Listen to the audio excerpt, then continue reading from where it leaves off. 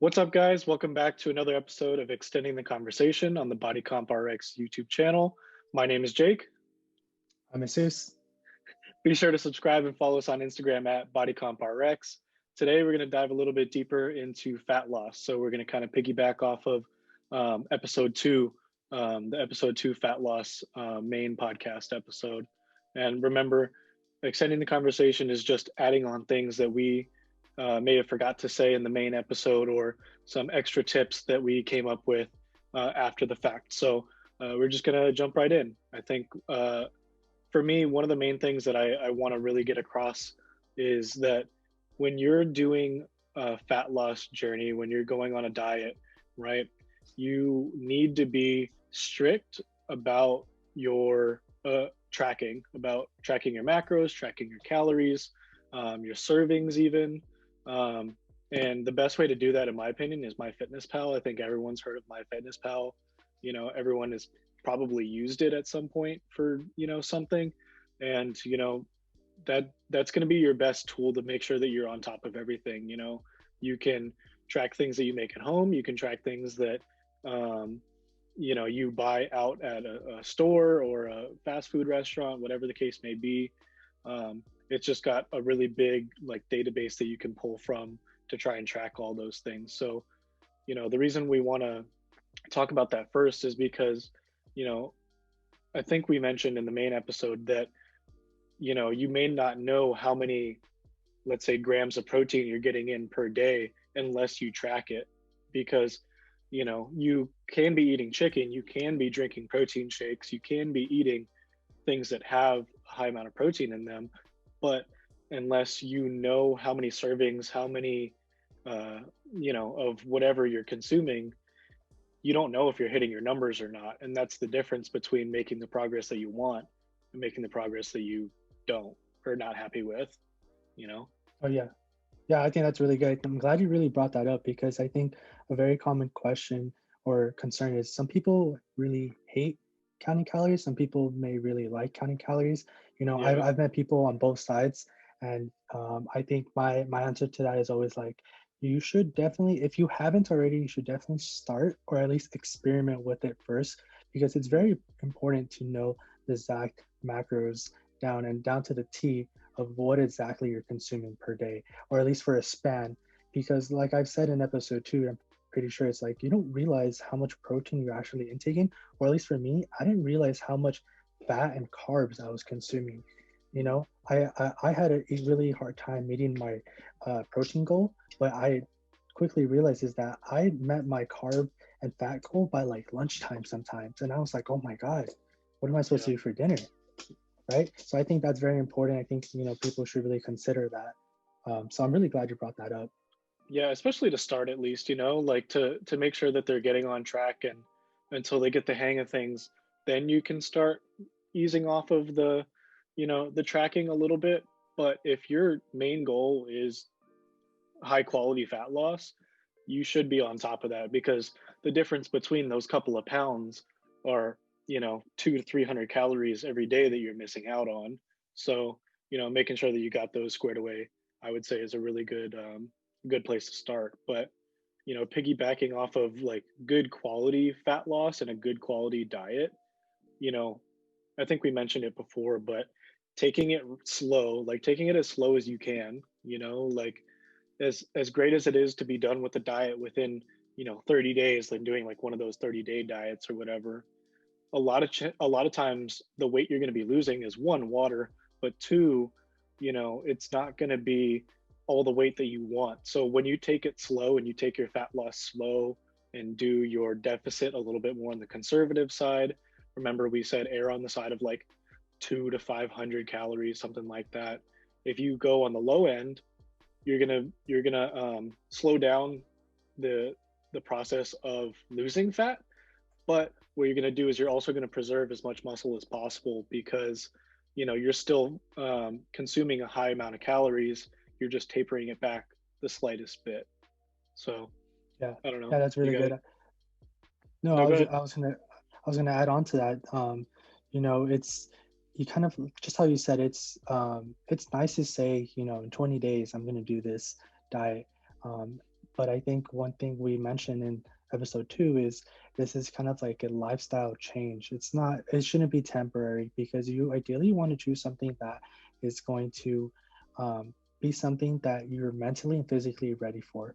And I say Mhm. mentally and physically because you got to know that if you're going on a keto diet, if you know you like carbs a lot and you know now with this new diet you can't do that, it may be fine for the first 20 days because you'll lose that weight because anything works.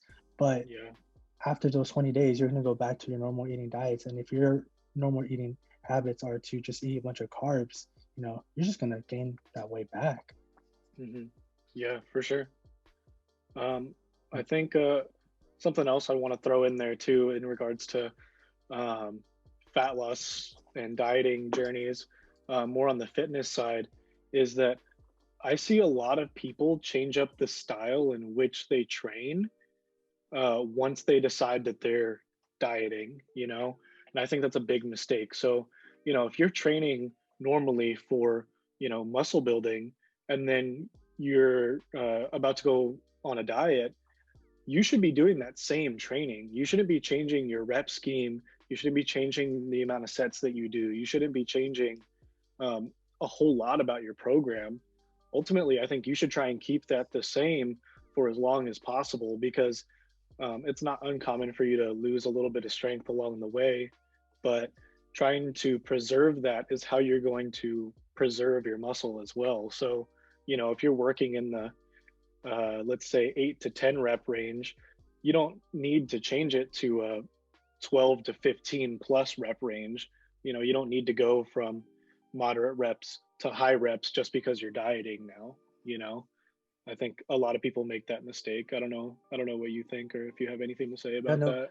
I I think what also something we should say is that um, so there's that side of the spectrum where people change to work out, and then those Hmm. who are looking for like how should I work out if I want to lose weight.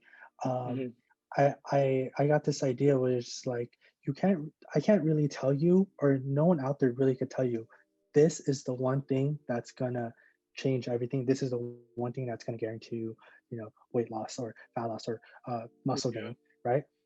Because if that was the case, everyone would be doing it by now.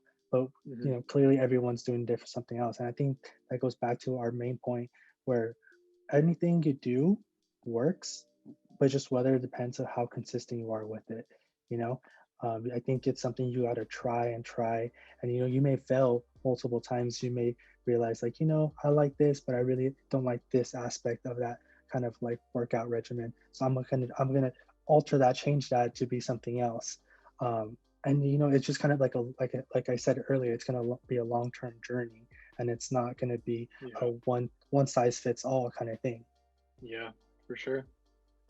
Cool. Yeah, I think I got one more thing that's big specifically to me, and I think can carry over to other people as well, is that when you diet, a lot of times people think, I got to get this out because it's not good for me. I got to get this out. And they think of everything that's bad for them, and they try and get all of them out at once.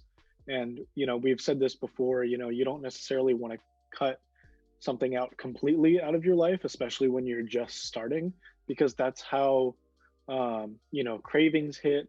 That's how, like, you go into those really bad binge sessions because you've gone off of, you if you eat ice cream every night and you completely cut it out, 2 3 weeks in, you're going to be like, man, I want some ice cream. So Mhm. one thing that I personally do is, to curb my sweet tooth, is I do ice cream sandwiches, because, like, even though they're kind of like, people only really like think of those when you're a kid for whatever reason, but like, they're sweet, and they're not super calorically dense to the point where, it's gonna like make or break my dieting journey. So like, um I can go pull it out, but if the macros on it are something like a couple of grams of fat, 20 or less grams of carbs, and a couple of grams of protein for less than a couple hundred calories, that's not going to do very much to me. So, keeping those things that we like in there to make sure that we're, staying sane, and not just like, completely cutting everything out of our life because we know it's bad for us. It's more of a mental Mhm. thing, I would say, I guess. Yeah, I want to say something though. I think there's a difference between, for example, what you're doing. You're not binge eating or binge like cheating, right? Yeah. You're doing it at a small amount where it's still, it's not hindering your process of dieting, but it's, allowing you to continue this for a long period of time. Mhm. And I think that's really good. Something to people notice. It's not, you're not gonna go out there and be like, oh well, Jake said you could eat an ice cream sandwich every single night, like Yeah. because that's not what Jake's doing. So I think Yeah. that's really important to clarify there. Mhm. And this just came to me right now is, you know, when I say an ice cream sandwich, right? I mean like a legit ice cream sandwich, not like a, you know, a skinny cow that's like this big, or you know what I'm talking about? Like those like desserts and ice cream sandwiches that are meant to be like Weight Watchers or whatever, like, you know, because honestly, the macros on them are basically the same. So why pay Mhm, more for something that's designed to help you lose fat when it's the same macros and the same volume of food, you know? Like mhm. check your labels is what I'm saying, you know? Like Yeah, if the macros are the same and the calories are the same, don't pay more for something that says, you know, slim or skinny or something like that, you know? yeah, yeah. I think my that's really good. I think my closing remarks to that is also know how. So we always talk about consistency being key to all this. Hmm. Also know that be true to yourself, because I think when I was going through this as well, is I would, we would eat clean for like 5 days straight, and I knew on like this weekend we would be going out to eat, going out drinking and stuff. Hmm. Obviously that kind of counterintuitive to your your diet plan, but I knew that like 80-20 split I was doing was allowing me to continue doing that workout program or diet program for weeks on end, right? I like if I was completely shut everything off for 4 6 weeks straight, I'd probably be miserable. And then after like maybe week three, I would have been like, yo, I really hate this. I can't do this. I want to go out this weekend and enjoy a few drinks. I want to enjoy meals. Yeah, you're burnt So out, you know? that's It's a mental thing for sure. mm-hmm. But Yeah. cool. You got anything else? No, that was it. All right, cool. Thanks, guys, for tuning in as always. Hope you found this helpful. Hope you learned something. Hope you found it entertaining. But until next time, guys, peace.